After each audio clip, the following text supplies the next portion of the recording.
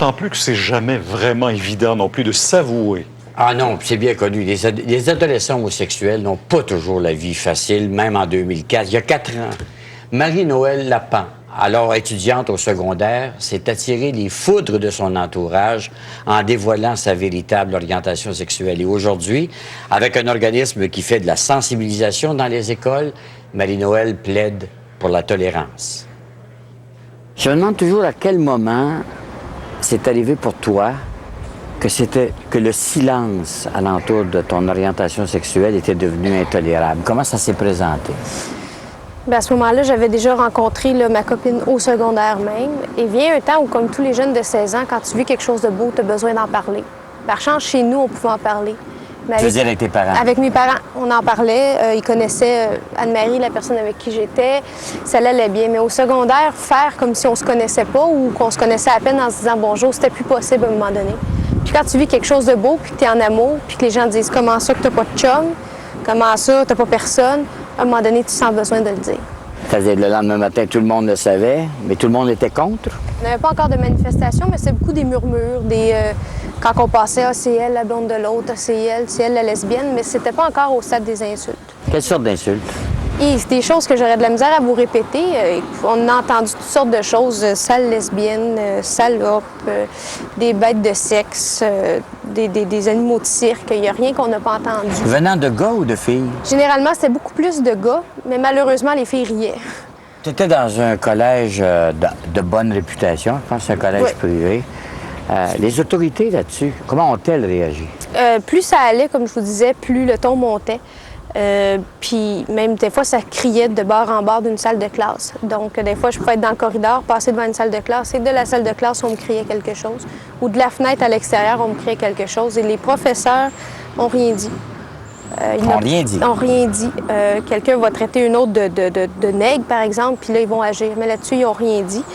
Et la direction, même chose, parce qu'il y a une fois qu'ils nous ont demandé, ils nous ont fait venir dans le bureau, ils nous ont dit « On vous a vu. » OK, vous m'avez vu, de quelle façon? Bien, vous êtes donné en spectacle dans la salle de bain.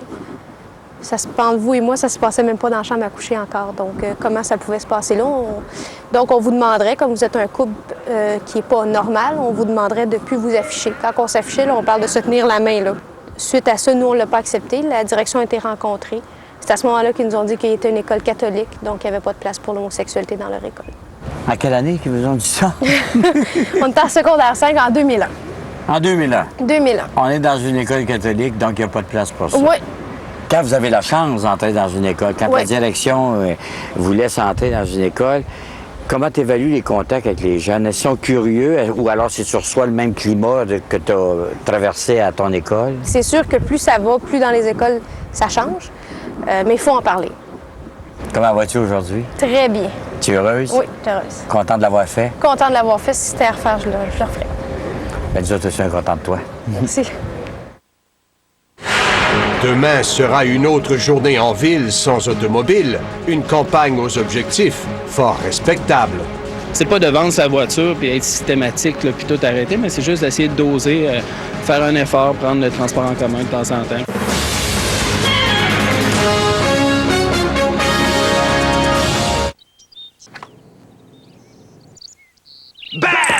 Vous rêvez du Queen Mary, là, vous? Exactement. Vous Oui. pourrez demain parce qu'on n'a pas droit aux voitures. Ah ben, je vais faire ça demain. Moi, je vais marcher puis je vais prendre l'autobus. Vous venez toujours travailler Toujours en à pied, marchant. toujours à Exactement.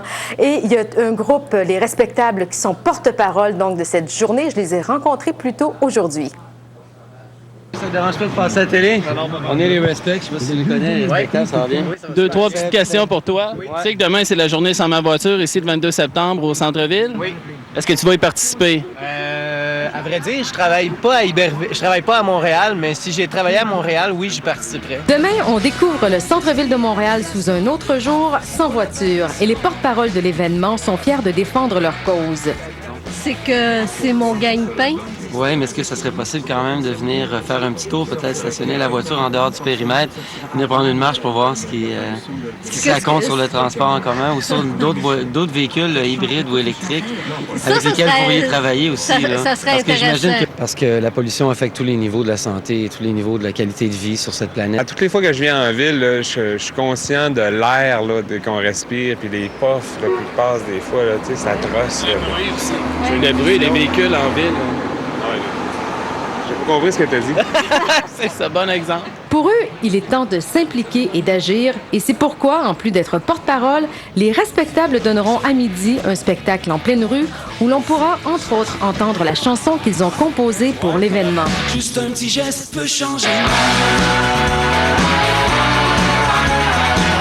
L'an dernier, Montréal s'est jointe pour la première fois aux 1488 villes de 38 pays dans le monde qui ont aussi célébré cette journée où l'on découvre le centre-ville sous un nouveau visage. Je disais l'année dernière que, une fois qu'ils ont fermé le périmètre ici, que la dernière fois qu'ils avaient vu autant de sourires dans le visage des gens, c'était lors de la dernière conquête de la Coupe Stanley par le Canadien. Puis comme c'est pas prêt d'arriver encore, peut-être pas cette année. On vient de même marcher ici. Ouais, c'est... Juste un petit geste peut changer le monde.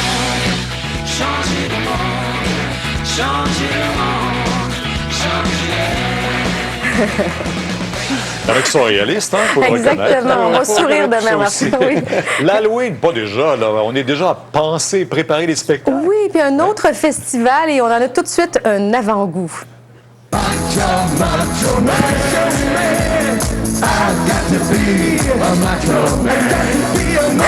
Alors, imaginez, les 29, 30 et 31 octobre, on présente la Grande Mascarade. C'est l'équipe Spectra, celle qui nous donne donc le Festival de jazz des Francopholies qui organise ça.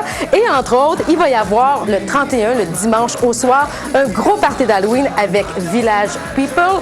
Et on en parlera, nous, en détail un petit peu plus tard. Et une nouvelle qui va faire plaisir aux amateurs de Star Wars. Oui, exactement. La trilogie est enfin sortie aujourd'hui sur DVD. Les gens l'attendaient impatiemment.